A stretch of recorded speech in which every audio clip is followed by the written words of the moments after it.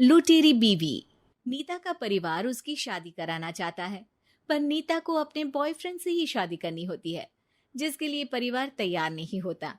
इन्हीं सब उलझनों के बीच नीता के पापा उसकी मर्जी के खिलाफ राघव और नीता की शादी करा देते हैं। शादी ਤਾਂ ਤੁਸੀਂ ਮੇਰੀ ਕਰਾ ਦਿੱਤਾ, ਹੁਣ मैं भी देख दिया ए परिवार खुश किवें रहंदा है। अपने गुस्से के चलते नीता शादी के अगले ही दिन से परिवार में सबको उल्टे जवाब देना, किसी की कोई बात ना सुनना और अपने मन मुताबिक रहना शुरू कर देती है, जिससे घर में सबको दिक्कत होती है, लेकिन नीता को कोई कुछ नहीं बोलता। एक दिन सास नीता के पास आती है। बहू की गल, तुसी किवें नाल या किसी गल से नाराज हो? तुहानू मेरी फिक्र करन दी कोई लोड़ नहीं, मैं ठीक हाँ। ऐसा बोल नीता वहां से चली जाती है, पर सास की बात उसके मन में रह जाती है। शादी के अगले दिन से ही मैं सब दे नाल किन्ना औखा बिहेव किता, फिर भी आ मेरे तो इन्ने प्यार नाल गल किवें कर सकदी आ। मां नू नफरत करनी नहीं आउंदी, ऐस करके वो सोचती आ कि एक ना एक दिन तुम्हारा गुस्सा भी खत्म हो जाऊगा। यह कदे नहीं हो सकता। इससे पहले राघव कुछ बोलता, नीता का मोबाइल बजने लगता है, जिस पर राघव वहां से चला जाता है और नीता फोन पर बात करने लगती है। जिसके बाद अगले दिन से नीता की जैसे ही आत्मा बदल गई हो, वो बिना किसी के बोले घर के सारे काम कर देती है। उसकी ऐसी काया पलट देख राघव और उसकी माँ हैरान रह जाते हैं। बहू तबियत शबियत ता ठीक सी? तबियत छड्डो मां, मैनू लगदा इसदा दिमाग हिल गया। ए तुसी दोनों की गल करी जांदे हो? मैं ठीक आ ते मेरा दिमाग भी। बस आज रियलाइज हो गया कि मैं अपने गुस्से विच कितना प्यारा परिवार ठुकरा रही सी।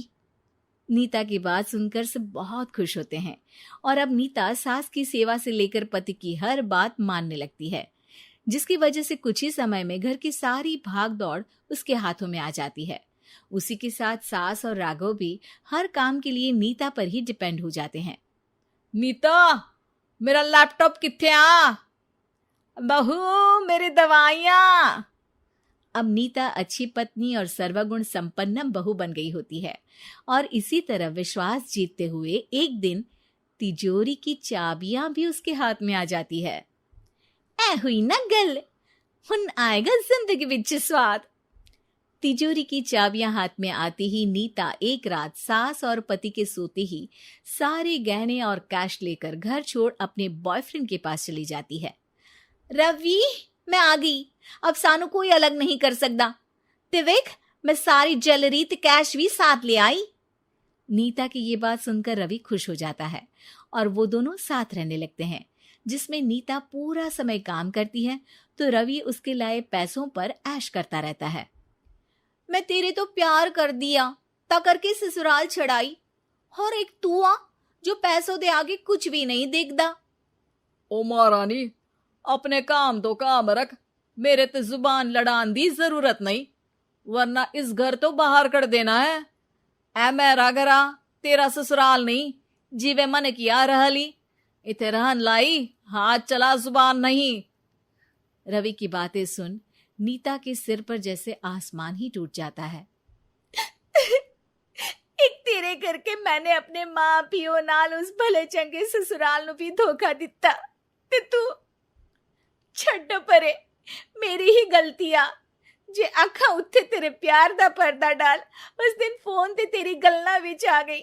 जे नहीं आउंदी ता आज खुशी नाल उथे ही बैठी होनी सी। ए भाषण उन्ना दियो जिससे इसका फर्क पड़े, मेरे कॉल नौटंकी नहीं।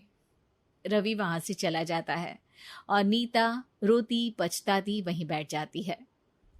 हाय रब्बा, ए मैं की कर दिता, उस घर विच भी वापस नहीं जा सकती। एक ता घर छोड़ा, नाल चोरी भी की, कोई मेहणु माफ नहीं करूंगा।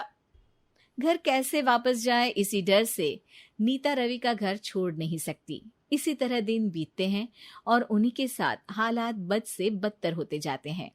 अब रवि पैसों और अपनी मनमानी के लिए नीता के साथ मारपीट भी शुरू कर देता है, जिससे परेशान होकर एक दिन नीता उसे छोड़ अपने ससुराल वापस आ जाती है। जिसे वहां देख राघव गुस्से से लाल हो जाता है। हुन इथे की लेना या हमारी जिंदगी के साथ घर ता तू पहले ही बर्बाद कर गई सी। जान दिया, मेरी गलती माफी लायक नहीं। मैं कमली सी उस ढोंगी नु सच्चा प्यार दे इस सच्चे प्यार नु बोझ समझती बैठी। मैनू माफ कर दो। जे मेरी नूर रानी समझ गई आ कि उस तो गलती हुई आ, फिर किस बात का रुसना मनाना। केड़ी नूर रानी? रानी बोलन जोगा इसने केड़े झंडे गाड़ दिए? मां याद कर, तेरे घर विच चोरी कर बहू ते पत्नी सब रिश्ते तोड़ भाग गई सी। और फिर की मानता रहिया, गलती हो गई सी। एक गलती ता रब भी माफ कर दीता ते तू और मैं ता सिर्फ इंसान ही आ। माफ कर दे, मैं बोल रही आ, ये दोबारा कदी कोई गलती नहीं करेगी।